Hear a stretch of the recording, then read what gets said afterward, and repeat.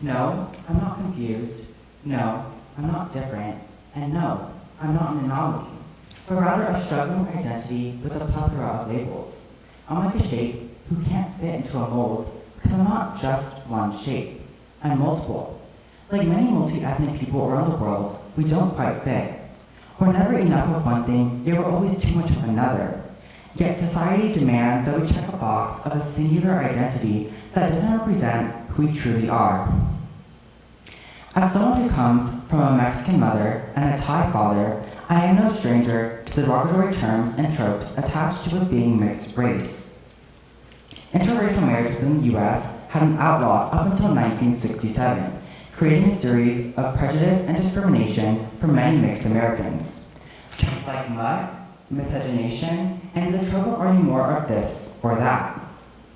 And while it is 2025, nearly 6 decades later, these harmful tropes and ideas have spread into a lot of different communities.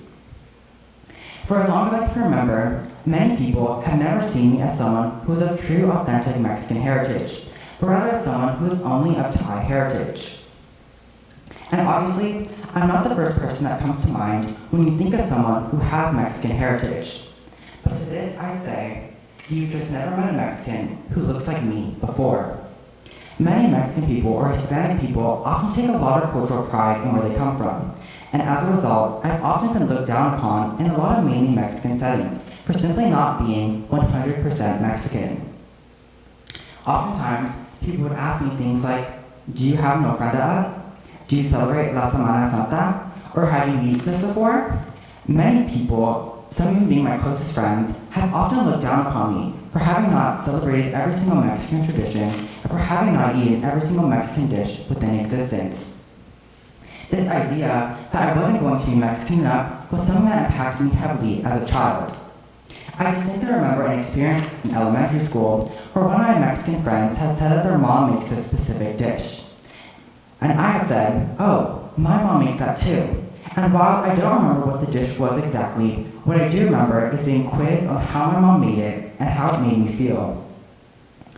Does your mom slice avocados? Does she dice her onions? Being around 7, I had no idea and just simply backed off. I had no idea how my mom made it. All I knew was that it tasted good. Oftentimes, people would see me as someone who's a fake Mexican for simply not being 100% Mexican. Yet, this is an experience that I know that many mixed Americans can relate to. Within audiences of a majority Asian population, I'm often placed within this same awkward position. Like my Mexican heritage, I don't always participate in every single Thai event, and I haven't eaten every single Thai dish before. Yet I've always felt more inclined to associate myself with my Asian heritage given my physical appearance. Yet, this still wasn't enough. I've spent years training in Muay Thai. I've eaten so much Thai food before, and I've visited and prayed at countless Buddhist temples. I mean, I was even born in Irvine, yet I still wasn't Asian enough.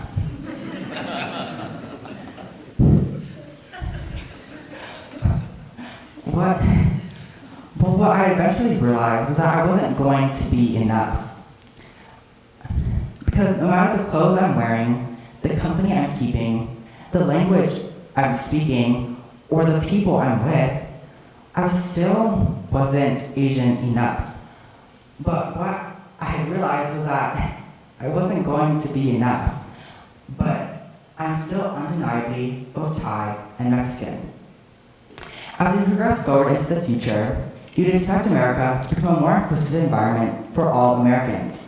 However, this isn't the case. Many people still find the idea of being mixed race rather confusing. The 2024 election can be a strong example of such an instance. Our former presidential candidate and former Vice President, Kamala Harris, was subject to attacks from the opposing media, calling her out for code switching, or she suddenly became black while in audiences of a majority black audience. Mrs. Harris, like me, is a mixed-race American. She had an Indian mother and a Jamaican father. She did not suddenly become black, she had been her whole life. I mean, after all, she went to a historically black university, Howard University, but she was always of Indian heritage as well. The opposing media were recirculating a harmful trope of are you more of this or that, as if we can't be simultaneously two things at once.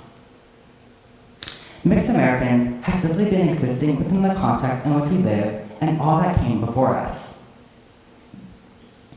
Just because you caught Mrs. Harris saying that she was Indian doesn't mean that she's not black anymore. And just because you caught her saying that she was black doesn't mean that she's not Indian anymore.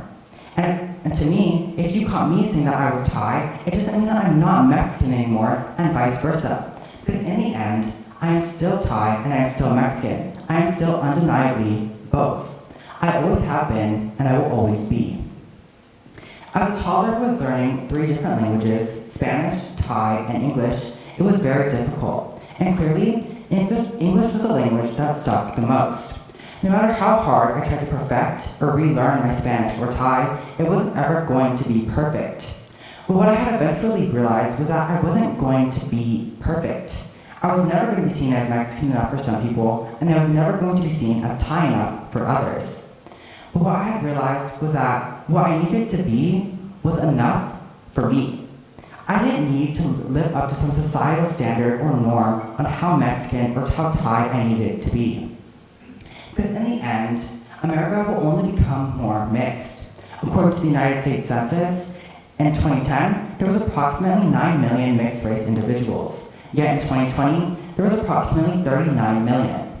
This is approximately a 300% increase, making us the fastest-growing population within America. And these numbers are only expected to triple by 2050. As we progress beyond these labels and limitations, it's clear that we're no longer defining ourselves to a singular identity. Because when you ask me, what are you anyway? Like Sarah B. Pustecker, I'll say, I'm a melody, a mixture, a cultural chameleon of ambiguous ancestry and hybrid heritage. I'm the creator of my own category, the inventor of my own identity. I'm mixed, but not mixed up. I'm not denying a part of me. I'm no sellout, no traitor, no wannabe, no mutt.